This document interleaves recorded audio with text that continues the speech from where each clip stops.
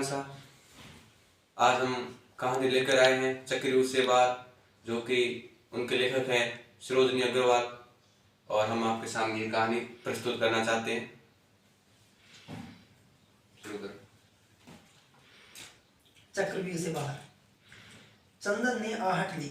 घर में सभी लोग सो रहे थे। वह धीरे से उठा, पास में रखा बैग उठाया और चुपके से दरवाजा खोलकर बाहर आ गया। गाड़ी 12 बजे जाती थी। अभी लगभग 1 घंटा बाकी था। वह पैदल चलकर उसी चौराहे तक आया और स्टेशन जाने के लिए टेम्पो में बैठ गया। एक अनजान डर से उसका दिल धक धक कर रहा था। कहीं मम्मी जाग गई तो कहीं कोई परिचित मिल गया। तो टेम्पो में बैठे सभी लोगों को ध्यान से देखा। सब अपरिचित थे। स्टेशन पहुंचकर वह टिकट लेने के लिए लाइन में लग गया। बातचीत से उसे पता चला कि वहां बनारस का टिकट मिल रहा था। उसे तो बम्बई जाना था।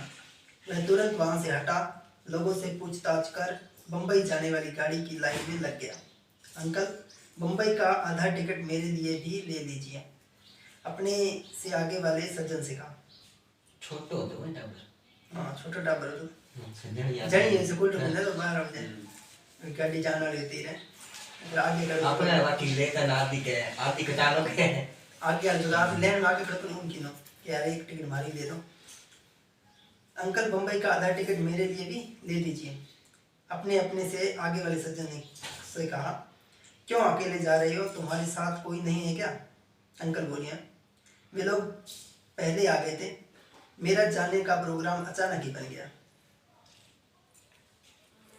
अंकल, आप ले लेंगे तो टिकट मुझे भी जल्दी मिल जाएगा, कहते हुए उसने 100 का नोट बढ़ा दिया। अंकल से टिकट लेकर चंदन जल्दी प्लेटफॉर्म की ओर बढ़ा। गाड़ी खड़ी थी, पर इतनी भीड़ में उसे चढ़ना बड़ा मुश्किल लगा। उसने अपनी तसल्ली के लिए एक कुल्ली से पूछा कुल्ली कहाँ जाएगी ये गाड़ी? बम्बई, कहते हुए कुली ने टोका। क्यों, तुम्हें जाना है क्या? हाँ, चंदन बोली हाँ जाना दे। तो चढ़ो जल्दी से कहकर तो चढ़ो जल्दी से कहकर उसने बच्चे को आगे कर दिया।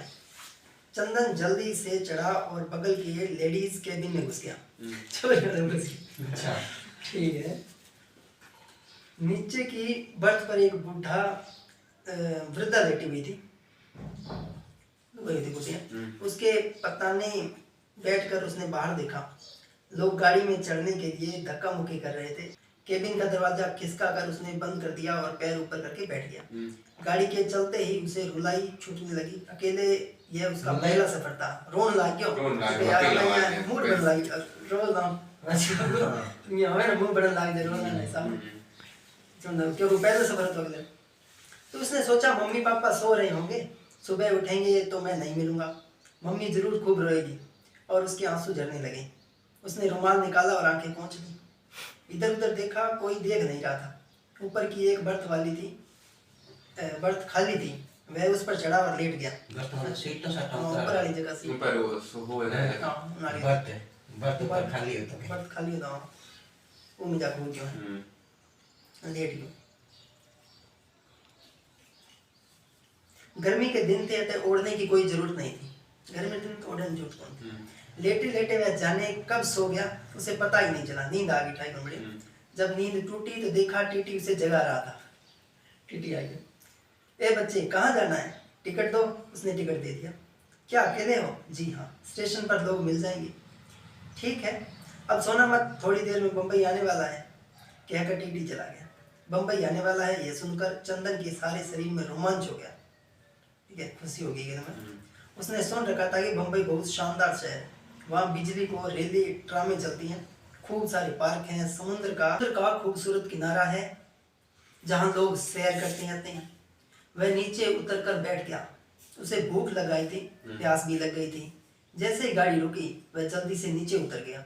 इतनी भीड़ में भी वह जैसे अकेला था। सामने नल था, उसने पानी पिया और एक खोमचे वाले से भेलपुरी ले ली। कोई रेडी रोटियां ले ली हैं, भेलपुरी खाना।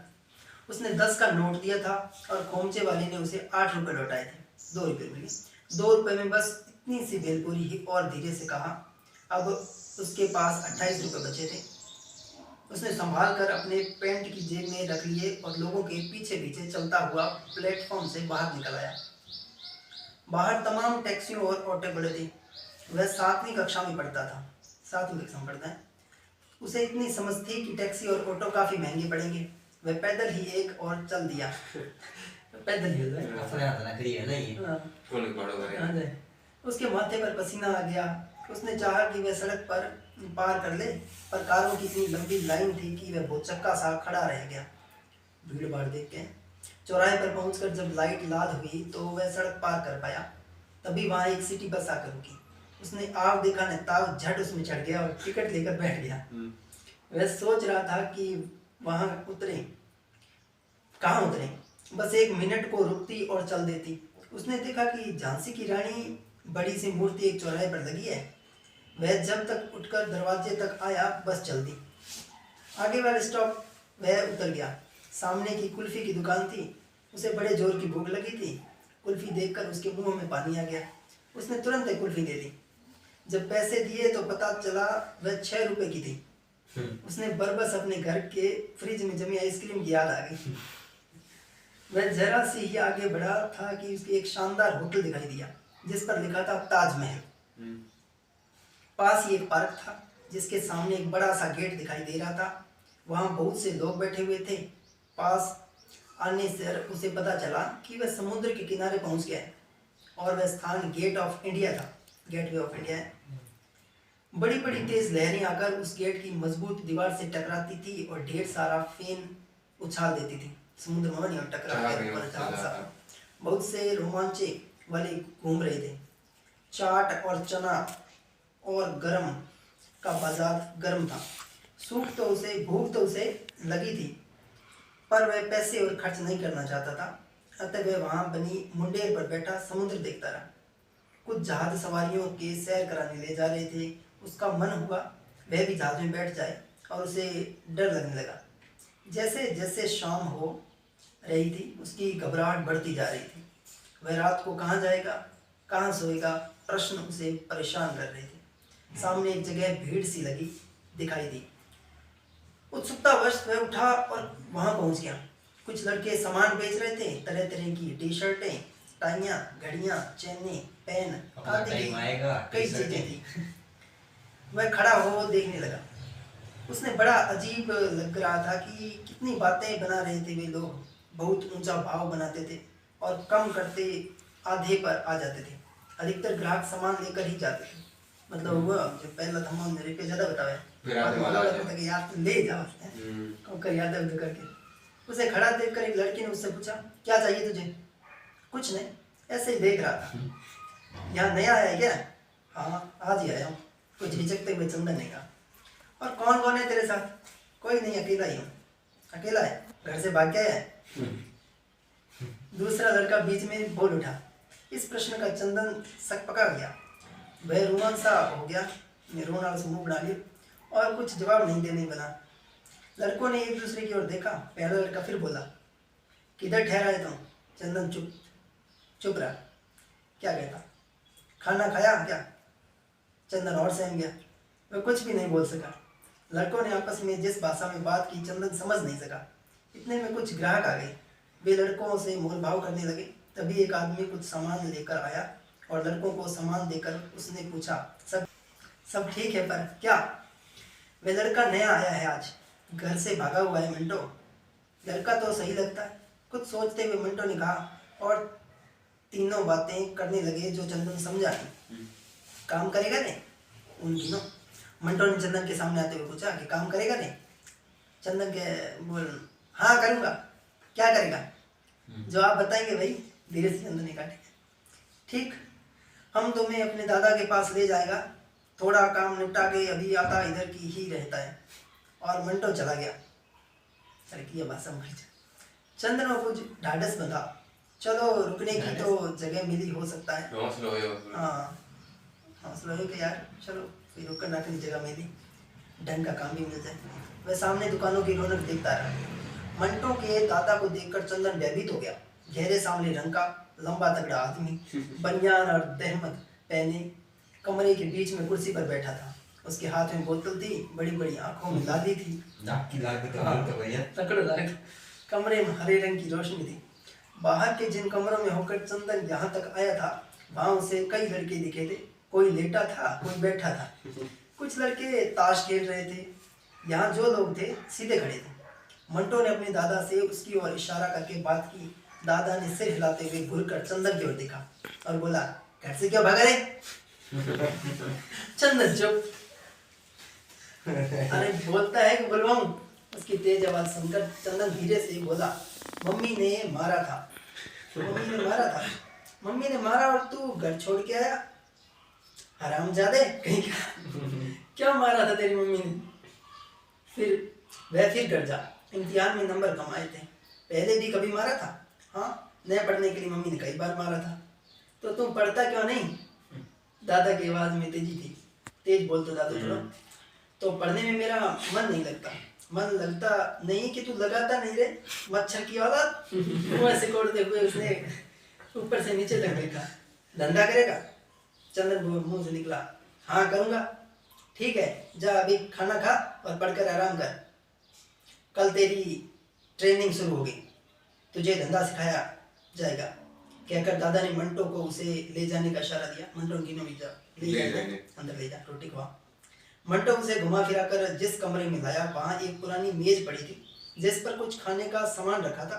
4-5 लड़के गंदे गंदे कपड़े पहने वहां खड़े थे। उसके पहुंचते ही सब उसे घूर घूर कर देखने लगे, जैसे वह किसी चिड़ियाघर का कोई जानवर हो। खाने के नाम पर पाव रोटी, उबले आलू, प्याज, हरी मिर्च, बस। उसे बहुत भूख लगी थी, इसलिए उसे यह रूखा सूखा खाना भी अच्छा लगा। 2-1 लड़कों ने उसमें बात करनी चाहिए, वह चुपचाप खड़ा बाता खाता रहा। खा पीकर जब वह वहां से हटा तो उसने मंटो की तलाश की। मंटो वहां नहीं था। जब वो ले रहे थे मंटो, वो तो वहां तो उसे वहां घुटन सी महसूस होने लगी कि यार जब को लाए थे वही क्यों करो, बंदे ने अकेला महसूस होने लगी। उसे लगा कि ये अच्छी जगह नहीं है, यह वहां से भाग जाए। बिना कुछ किसी में कहे सुने वह एक दरवाजे की ओर बढ़ा, जल्दी से दूसरे कमरों में घुस गया। उसने आलू, प्याज, आटा, चावल, गुड़ आदि बिखरे पड़े थे। कुछ रकाबियां रखी थी, कुछ डब्बे, कुछ बड़े बड़े ड्रम थे। बगल की दीवार पर एक पर्दा पड़ा था। पर्दा खिसकाते ही चंदन को वहां दरवाजा दिखाई दिया। पर्दों खिड़काई, हम दरवाजा मिल गया। धक्का देने से वह खुल गया और अंदर घुसा। इसने नकली दाढ़ी, मूछें, लंबे लंबे बाल, कई तरह के चोगे, तहमद, कोट, बुरके, कुछ काले कपड़े टांगे थे। ठीक है। एक कोने में मिले जुले कपड़ों का ढेर भी था। आले में कई शीशियां रखी थी। आले में कई शीशे पड़ी थी। चंदन चक्कर में पड़ गया। उसके दिमाग में तरह तरह के विचार आने लगे। उसने किताबों में पढ़ रखा था कि बड़े बड़े शहरों में बदमाश गुंडे भोले वाले बच्चों को फंसा लेते हैं, उनसे गंदे गंदे काम करवाते हैं। कहीं ये गुंडे बदमाश तो नहीं? उसका दिल कांप उठा। जरा सी आहट सुनते ही वह दरवाजे की ओट में हो गया। एक मोटी सी औरत आई। उसने एक बुर्का उतारा और उड़कर वहां बाहर के कमरे में चली गई। तो यहाँ औरतें भी हैं, लगता है कोई गैंग है। मैं कहाँ आ गया? कोई गैंग है यहाँ पे। चंदन हो रही यार, इतने औरत लुगाइयों भी बैठे हैं, कोई लगे तकड़ी गैंग है। वह धीरे से बड़बड़ाया और जिस दरवाजे से वह औरत आई थी उसी ओर बढ़ा। देखा दरवाजे में लगी, वो हमें क्यों रे लाल लाल। उस कमरे में अंधेरा था। उसे बड़ा डर लगा। वह 2 कदम आगे बढ़ा ही था कि उसका पैर एक गड्ढे से पड़ा और उसे लगा कि वह नीचे धंसता चला जा रहा है। उसे अपने शहर के सुपरमार्केट में लगी लिफ्ट की याद आ गई। 2 मिनट बाद ही उसे लगा कि वह एक जगह ठहर गया है, पर चारों ओर घना अंधेरा था। हाथ में टटोलने पर उसे 3 और दीवारों का एहसास हुआ। अंधेरे में देखियो जना आस पास खुला की दीवार है, हाथ लगा जना। चौथी ओर उसे लगा कि खुला है, पर कहो नीचे गड्ढा न हो। उसे संदेह हुआ। उसने दोनों हाथों से मजबूती से चौखट को पकड़कर अपना दायां पैर धीरे धीरे आगे बढ़ाया। उसे लगा कि वहां जमीन है और वह हिम्मत करके वहां उतर गया। एक खट की आवाज हुई तो वह चौंक पड़ा। सरसराहट के साथ कोई चीज ऊपर सरक रही थी। तो यह लिफ्ट ही, उसने सोचा। एक और मुड़ने पर उसे एक छेद दिखाई दिया जिससे थोड़ी रोशनी आ रही थी। वह उसी तरफ बढ़ने लगा। उसे किसी के बात करने की आवाज़ सुनाई दी तो वह चौकन्ना हो गया। मंटो, किसी ने पुकारा। उसने छेद में से झांका तो देखा मंटो और उसका दादा मेज पर झुके एक कागज को गौर से देख रहे थे। तुमने यहाँ का नक्शा तो बनाया है मंटो, पर यह काम खतरे से खाली नहीं है। अगर किसी के हाथ लग गया तो हमारा भांडा फूट सकता है, हम मुसीबत में पड़ सकते हैं। पर यह बहुत ज़रूरी हो गया था दादा हमारे आगे के प्लान के लिए। हम टोनी के साथ लेना है, वह बड़ा काम का आदमी है। मेरा उससे सौदा हो गया है। अपने आदमियों से तस्करी का माल पहुंचाने के लिए उसकी ज़रूरत थी। देखिए उसने अपने अड्डे का नक्शा भी मुझे दिया है, कहते हुए मंटो ने जेब से कागज़ निकाला। फिर तो ठीक है, उसकी पकड़ हमारे हाथ में है, पर इस नक्शे में तुम अपने खास गोदाम को मत दिखलाओ। वह मैंने नहीं दिखाया दादा, ये देखिए उसके नाम भी कहीं नहीं है। एक बात और, इसकी जो 2 कॉपी और है उन्हें बहुत संभाल कर रखना, किसी के हाथ न पड़ जाए। दादा ने मंटो को सावधान किया। ठीक है, और दादा और मंटो बीच में बात चली जाती है, समझ गए। वे दोनों बहुत ठिकाने से रखी हैं। एक तो इसी कमरे के बगल वाले कमरे में जहाँ काली की मूर्ति रखी है, उसके नीचे की ओर। दूसरी अपने खास गोदाम में मेज के नीचे जहाँ गुप्त कागजात रखे हैं वहाँ रखी हुई है। चलो ठीक है, अच्छा अब तुम जाओ। अरे हाँ, वो जो छोकरा तुम लाई हो वो अच्छा है, उसे खिला पड़ा देना, उसमें बहुत काम निकलेगा। और हाँ, मुझे एक पैक बना कर देते जाओ। ठीक है, एक पैक तो लाई दो। मंटो को उठते देखकर चंदन खिसक लिया। वो न बाजू ही नहीं, उसे विश्वास हो गया कि वह तस्करों के इस गैंग में चंगुल में पड़ गया है। यहाँ से तो वह निकल भी नहीं पाएगा। उसका मन रोने रोने हो गया, पर उसने हिम्मत से काम लिया। वह दीवार के सहारे सहारे सरकता गया। आगे उसे महसूस हुआ कि दीवार नहीं है। वह वहीं रुक गया। किसी अलमारी के खुलने की आवाज़ आई। चंदन ने सोचा मंटो ने बोतल निकाली होगी। वह जमीन पर बैठ गया और हाथों से फर्श टटोलने लगा। एक जगह नीचा था, आगे हाथ बढ़ाया तो सीढ़ी लगी। वह बैठे बैठे खिसक गया। 1 मिनट में ही उसे पता चल गया कि वह कहाँ है। ऊपर रोशनदान से लाइट आ रही थी, सामने रखी काली मूर्ति पर पड़ रही थी। वह बिना जरा भी समय खोए उस मूर्ति के पास गया और उसे उठा लिया। सचमुच वहाँ एक कागज तय किया हुआ रखा हुआ था, तय करी हुई कागज मिल गया। उसे लेकर उसने अपनी जेब में रखा और मुड़ गया। अब वह जल्दी से जल्दी बाहर निकलने की फिक्र में था। एक और सीढ़ियाँ थी, वह जल्दी जल्दी उन्हें चढ़ गया। उन्हें पता था कि वह काफ़ी नीचे जा पहुँचा है और बाहर निकलने के लिए उसे ऊपर जाना है। ऊपर पहुंचकर वह नई जगह आ गया। यहाँ कई पेटियां रखी हुई थी। 2 फ्रिज थे, जिनमें से एक के ऊपर एक लाल रंग का बल्ब जल रहा था। किस भूल भुलैया में पड़ गया वह। उसकी हिम्मत पस्त होने लगी, गला सूख गया। पानी पीने के मतलब से उसे लाल बत्ती के नीचे वाला फ्रिज खोला। अरे वहाँ तो एक रास्ता था। उसके ऊपर घुसते ही फ्रिज का दरवाजा बंद हो गया। टेढ़े मेढ़े रास्ते से घूमते हुए एक गैलरी में पहुंचा, जो चारों ओर से बंद थी। दीवार पर एक लट्टू लगा हुआ था। यों ही उसने उसे दावा दिया। उसके आश्रय का ठिकाना नहीं रहा। जब उसके दबाते ही दीवार के रंग की टीन की चादर एक और सरक गई और दरवाजा निकल आया। वह उसमें घुस गया। सामने एक और दरवाजा था। उसे लगा वह चक्कर खाकर गिर पड़ेगा। तभी उसे एक तरकीब सूझी। वह सामने के दरवाजे से बाहर भागा और मंटो दादा चिल्लाने लगा। इत्तेफाक से बाहर का कमरा खाने वाले कमरे के बगल का था। अच्छा, बाहर का कमरा खाने वाले कमरे के बगल का था, चक्कर खाना घूमी जाता हुआ। अच्छा, उसकी आवाज़ सुन वहाँ बैठे 2 लड़के उठकर आए। क्यों चिल्लाता है, बेशामत आई है क्या? उन्होंने गुड़का उन्होंने उसे गुड़का। मैं मंटो को ढूंढ रहा हूँ, जो मुझे यहाँ लेकर आया है। मुझे नींद लगी है। उबासी देते हुए चंदन ने बहाना लगाया। वो इधर नहीं है, कहीं काम में लगा होगा, दादा के पास गया होगा।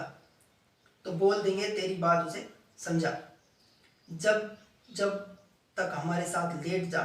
और चंदन उसके साथ दूसरे कमरे में चला गया। थोड़ी देर चंदन वहाँ लेटा रहा। उसका दिमाग बड़ी तेज से चल रहा था। कैसे बाहर निकले वह एकदम उठ बोला, मेरा दम घुटता है इधर, मुझे बाहर हवा में ले चलो। बाहर किधर चलेगा? एक बार अंदर आकर इधर आप बाहर जाने को नहीं मिलता। मंटो ने वो मंटो है न, वो ही बाहर ले जा सकता है। तुम लेट में देखता हूँ वो किधर है। कहते हुए वह लड़का शीनू उठ खड़ा हुआ। अच्छा, वो नाम शीनू है, जब दूसरों कही है क्या हूँ देख क्या हूँ बैठा है। तकड़ो है पहले भूल गई हम फंस गयो हम बाहर आए भाई मैं तो जी ना कर रहा हूँ जीवन और हम क्यों डरी जावे तकड़ो बेदरकार शिनू जैसे सच से इसे बाहर निकालना चाहता हूँ हम वो नहीं थोड़ी यकीन होने लगी यार वो लगे शिनू जो है हक गया वो लगे पॉइंट बाहर निकलवा देने मंटो दादा कहाँ है बाहर निकलते ही उसने किसी से पूछा क्यों क्या बात है दूसरे दरवाजे से घुसते हुए मंटो बोला दूसरे दरवाजे मंटो तो ओके क्यों कोई बात है वो नया लड़का है ना उसकी तबीयत खराब है वो इधर लेटा है शिनू ने उस कमरे की ओर इशारा किया मंटो तुरंत उस कमरे में पहुंचा आगे का एपिसोड हम अगले एपिसोड में पूरा करेंगे और जल्दी वो हो जाएगा अब देखते हैं भी चंदन के आगे मंटो दादा कौन है वो गैंग वाले हैं या अनदर कोई है और चंदन बाहर निकल पाता है या नहीं इस गैंग नहीं से निकल पाता। देखते हैं अगले एपिसोड में। धन्यवाद।